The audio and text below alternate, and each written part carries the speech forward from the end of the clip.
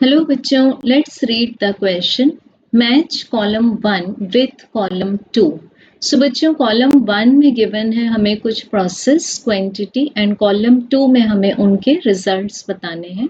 सो column 1 में entry ए में बताया है हमें कि यूनिवर्सल ग्रेविटेशन कांस्टेंट की एक्सपेरिमेंटल मेथड। सो हमें इसको मैच करना है with correct entry.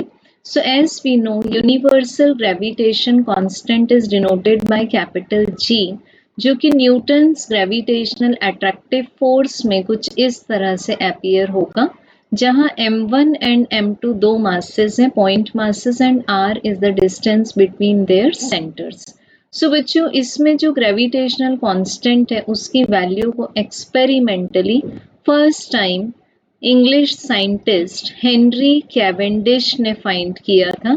So we have the answer for entry A as Q.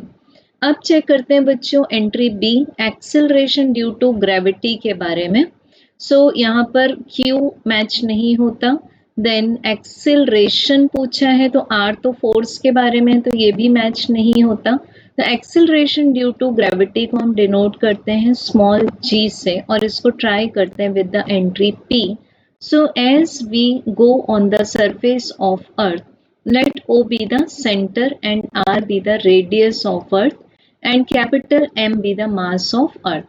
So बच्चों, हम अगर सरफेस से डेप्थ डाउन मूव करें तो acceleration due to gravity decreases, as well as अगर हम सरफेस से हाइट वाइज एल्टीट्यूड कवर करें तो भी एक्सेलरेशन ड्यू टू ग्रेविटी कम होता है।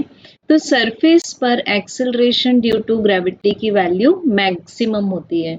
तो बी का आंसर हमारे पास मैच होता है एंट्री नंबर पी के साथ।